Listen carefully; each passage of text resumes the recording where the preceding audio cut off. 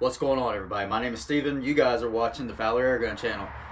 Look, on this video today, I'm going to try to answer a couple questions that I've been getting a lot of here recently. It is on the Umarex Markpoint break barrel .177 caliber pistol here from Umarex.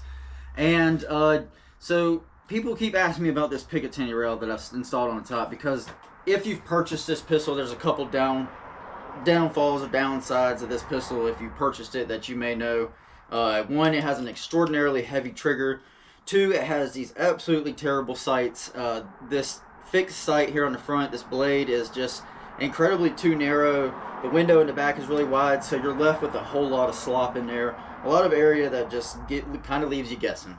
So yes, I installed on top here a nice full-length Picatinny rail, and it's very straightforward. I'm going to tell you how to get into it. First of all, I chose to mount this on the barrel end instead of on the actual stock end or on the body of the gun.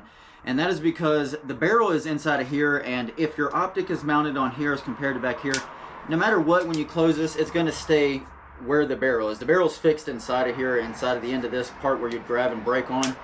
If you fix your sight onto the back end here, whether, you know, maybe you chose to try to put you a Picatinny rail back here or something, every time you break this open and you go to shift it down, it could potentially go into a different position where it's not really going to be true no matter what kind of optic you got on here. So with that being said, I'm going to explain to you real easy why and how I chose this. So that's the first reason. The second reason is, if you look inside of here, you may notice just above that barrel right there, there is, let's see if I can just, without really cocking, I don't want to dry fire here, right above this barrel there is quite a bit of meat, plastic space, so to speak, that's just used up.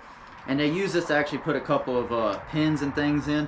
So I said, well, that would be really good to be able to drive ourselves some set screws down in there so we can get this thing mounted on here. So here's what I did. I chose my Picatinny rail, and you can pretty much use anything. I went with this style full-length plastic here. I think we got about 13 slots on there. You could use any size you want. You know, I thought about using a shorter one, many different things, but I just want to use a long one in case maybe I wanted to put a pistol scope on it. But I decided full length, and all you're going to do is you're going to want to take you something that you can measure with. I used micrometers because it had the tools available.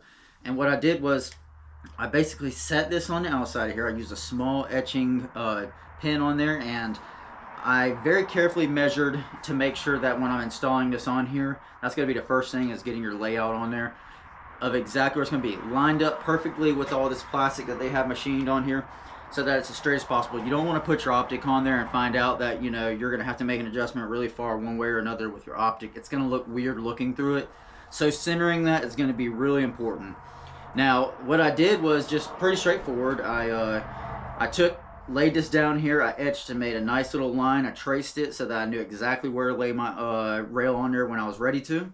And then what I did was, at the bottom, you want to get, I use plastic rail. I wouldn't advise using aluminum. Perhaps you can set something in there. This one I used as an example. It already has some nuts built into it there to accept a bolt. So you could put a stud into this and then kind of configure something like that into it. But I thought it would be easier just to, what I did was I scuffed and etched underneath it here the plastic on top of this. So underneath where I laid my rail, I marked it out, and I used my etching pin, and I basically just made a bunch of nice little grooves in it one way and then came back the other way, cross hatching it so that this plastic, well, the epoxy anyways, could adhere the plastic really well. I did the same thing on the bottom of the rail. You want to make sure that prepping your surface is absolutely key. That's how you're going to get this thing to stick really well.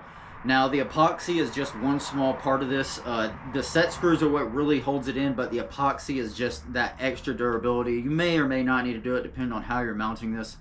Mine does have 3 in it, so this rail already had a spot here for these 2 set screws on the end, but I wanted one more in the middle to kind of lower that so there was no bridging or anything going on. So what I did was I simply just got my drill and a tap, and I tapped right down in, just the same as these. I marked my holes after I put my rail on top of there before I glued anything.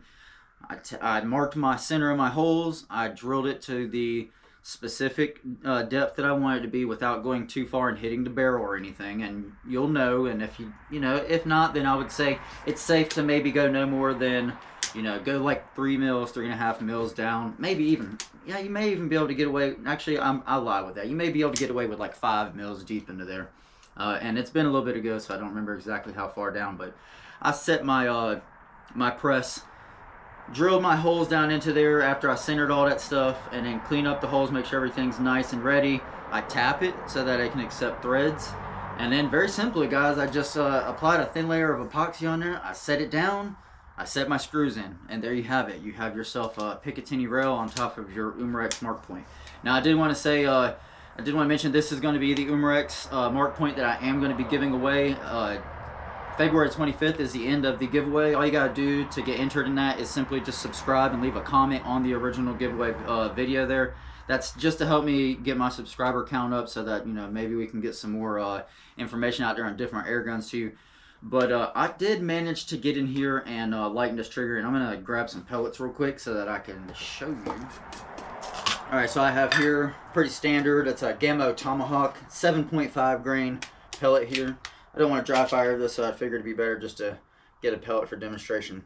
So if anybody has purchased this pistol, one of the big things that you could really complain about is the trigger on this thing. It's absolutely heavy. I'd say it's like a 14-pound trigger. I don't have a gauge anymore to be able to test that, but I've been shooting guns for so long that I could really pretty much just feel finger strength about how much it is. So I'd say roughly a 14-pound trigger. And I was able to lighten it up. You can see here, I can do it with my pinky. It's not incredibly bad. I'd say it's somewhere closer to like an 8-pound trigger, 7, somewhere in that area. And I am able to actually shoot this thing pretty accurate. Let's see, I got a little 3-inch plate out here at 15 yards. I missed it that time. Let's see if I can get it in just a couple here. I don't want to bore you to death shooting at something you can't see, but that was real close. It's much more manageable. You can definitely hit soup cans with this at 15 yards. There we go. So, and again too, I'll just go ahead and show you, just for anybody that may be curious. So it does have that first stage. It's got this trigger, this safety on the back of it, I always forget about, but it's got that first stage there. But once you first stage it, it actually breaks pretty easy. It's not too bad. I can, you know, end it a finger without having to be like, ugh, you know, that 14 pounds give. So anyways, that's how you mount that rail up there, guys, for anybody that wants to be able to put an optic on here. I did have a red dot, and it was shooting real nice. I haven't shot it with the red dot on it since I've lightened up the trigger a little bit. I did that as an extra special thank you to whoever I'll be sending this out to. So you will be getting the Markpoint a bit more modified than it normally is. So, but it shoots nicely. Everything works great. And yeah, just wanted to get that information out to you guys. If you enjoy this video on the Umarex Markpoint, do me a favor, guys, give it a thumbs up. Subscribe if you want to see more from it, guys. And as always, I'll see you on the next one.